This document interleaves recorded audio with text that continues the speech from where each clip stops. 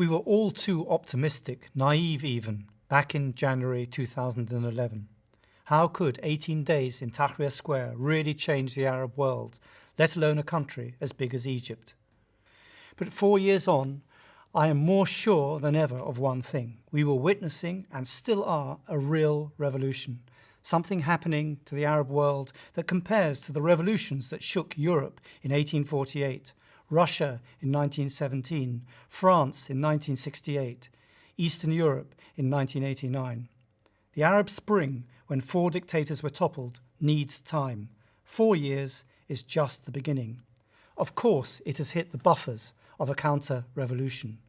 But that happened less in Syria and Libya than it did in Egypt. If ever a spring turned to winter, it was when an army general seized power in Egypt nearly 2 years ago. The British media had a hard time calling it a coup, The Guardian in particular. The paper's Middle East editor, Ian Black, played with the word. In his article, Egypt's Revolution and Diplomacy, when a coup is a military intervention, he wrote, "Foreign governments have been tying themselves in semantic knots about the difference between a coup and a military intervention. But he himself could not bring himself to use the C word. He called it a move by the Egyptian military. The Guardian's man in Cairo, Patrick Kingsley, had similar difficulty, unable as a reporter to reconcile the rapturous applause and spectacular fireworks display at the centre of the anti-Morsi revolt in Cairo's Tahrir Square, with an angry rally in East Cairo 5 miles away. He made little secret of where his sympathies lied. Islamists saw Morsi's removal as a betrayal of democracy, but for many in Tahrir it was a victory for people power. Opposition to Morsi had floundered until the founding of the Tamarod campaign in April, but the leaderless Tamarod, which gathered millions of signatures calling for Morsi's removal in recent weeks, built momentum for the 30th of June streets protests, setting the stage for Morsi's departure. His piece was entitled, "Mohamed Morsi ousted in Egypt's second revolution in 2 years." We know, of course, that much of what Kingsley witnessed was a fiction. The cameras were turned on the army's supporters and turned off the millions who came out in support of the deposed President Mohamed Morsi, and they've been protesting ever since. The army junta of Abdel Fattah el-Sisi could never again repeat the scenes that day in Tahrir. Tamarod was another piece of fiction. Its defecting members have admitted that it became the plaything of Egyptian military intelligence.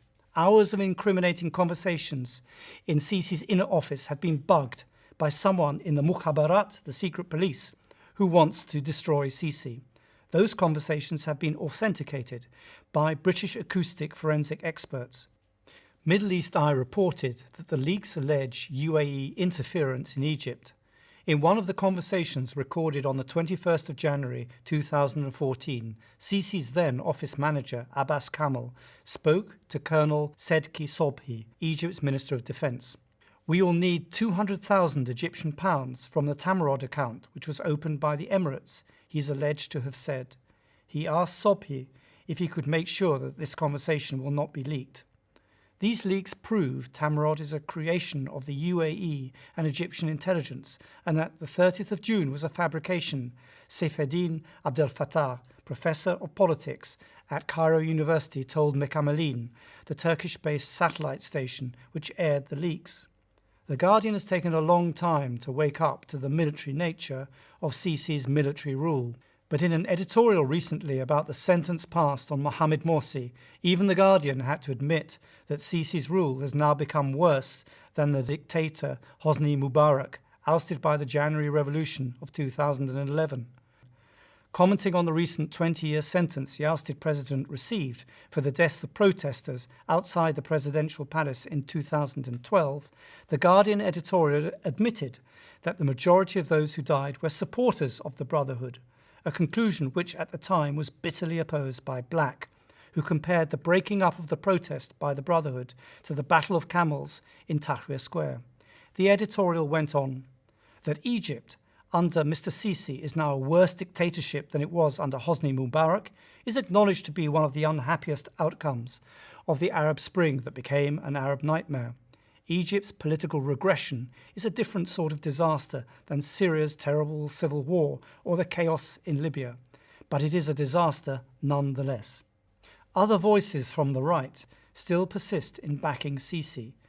The Wall Street Journal's Bret Stephens called him a geopolitical godsend. The Post's George F. Will suggested on Fox News that he be given a Nobel Prize, as reported here in the National Review. But as Robert Kagan and Michelle Dunn noted in a Washington Post piece entitled "Obama Embraces the Nixon Doctrine in Egypt," Obama gave Sisi the ultimate benediction by restoring military aid that had been suspended following the coup. When the coup happened, US officials said that they would use the $1.3 billion in annual aid as a carrot to encourage the army to return to civilian rule. Nothing of the sort has happened. Human rights abuses under Sisi have multiplied. Demolishing the idea that Sisi is an effective ally against the jihadis, Kagan and Dunn noted that his brutal rule was their biggest recruiter. They're right. Since Sisi took power, terrorist attacks in Egypt have soared. The Middle East Eye reported that in the first quarter of this year, Egypt experienced 1,641 acts of political violence and militancy, which works out at one bombing or shooting every 90 minutes. Kagan and Dunn continued, "We're back on the same old course in Egypt. It's the Nixon doctrine all over again, and we are falling prey to the same illusions that dictatorship equals stability, that brutal repression is the answer to radicalism. We lionize Sisi just as we lionized the Shah, Mubarak, and the other Middle East dictators before him. He is our guy, right up until the day his regime collapses. Geopolitical godsend, try geopolitical time bomb." That bomb is already ticking. 4,000 dead, 42,000 political prisoners, 500 to 1,000 on death row, and almost complete impunity from prosecution enjoyed by the regime. When activist Shaimar al-Sabah was shot in the back by a masked police officer, her killing was caught on camera during a small, peaceful march in Cairo in January. Her death was reported globally, from the New York Times to Time magazine. Public outrage forced the police to arrest the officer, but not without first arresting the witness who recorded the event. No bets for guessing which of the two cases will be quietly dropped. There is an irony, though, behind Obama cozying up stealthily behind one of the Arab world's worst dictators. Splits are starting to emerge in the counter-revolutionary camp of the Gulf monarchies. There has been regime change in Saudi Arabia, and Sisi is losing one of his most important backers. This is not because King Salman or any of his advisors have become lovers of the Muslim Brotherhood, nor that the kingdom has somehow lost its fear of the threat that real democracy in the Middle East poses, whether it comes from Islamist or secular parties. It's a practical matter. The same small clique of advisors around the late King Abdullah, which bankrolled and organised the coup in Egypt, also tried hard, until the last minute, to stop Salman inheriting the throne. All but one of the old clique are out. Abdullah's son, Prince Metib, is still clinging on to his post as a minister responsible for the National Guard. Not for much longer, I suspect. And Saudi Arabia has now got new foreign allies, Turkey and Qatar. This does not mean that Saudi Arabia is going to dramatically shift its position on Sisi. Saudi Arabia never does anything quickly. But it means in the long run that Sisi's goose is cooked. Sisi rushed to Riyadh to apologise and deny the contents of the leaked tapes, in which he and his office staff were contemptuous about their Gulf donors, describing them as half-states. And he rushed again to Riyadh to apologise when his hired hands in the media criticised Salman. Sisi is becoming a nervous man about Salman, and for good reason. Saudi Arabia, Kuwait and the UAE gave Sisi a shed load of money.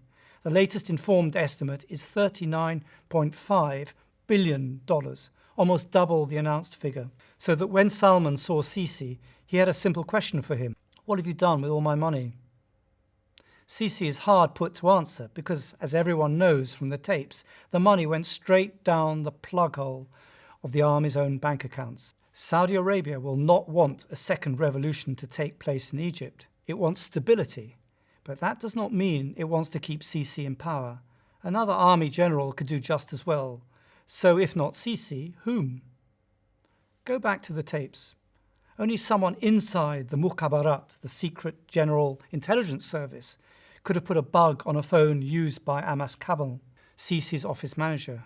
There's a history to the rivalry between Egyptian military intelligence, from where Sisi comes, and general intelligence, which in Mubarak times held the ascendancy. Someone high up in the army may be wanting to put the skids under Sisi. The conversations were taped over a long period in 2014, but they were only released this year on February the 7th, a few weeks after Salman came to power on the 23rd of January. The tapes were aimed at one audience and one audience only, Salman himself, and Salman got the message. Personalizing rule in a country as big as Egypt when you are no Nasser is a dangerous occupation. You can so easily shoot yourself in the foot, as Sisi himself may well discover. One thing he cannot argue is that he has popular legitimacy.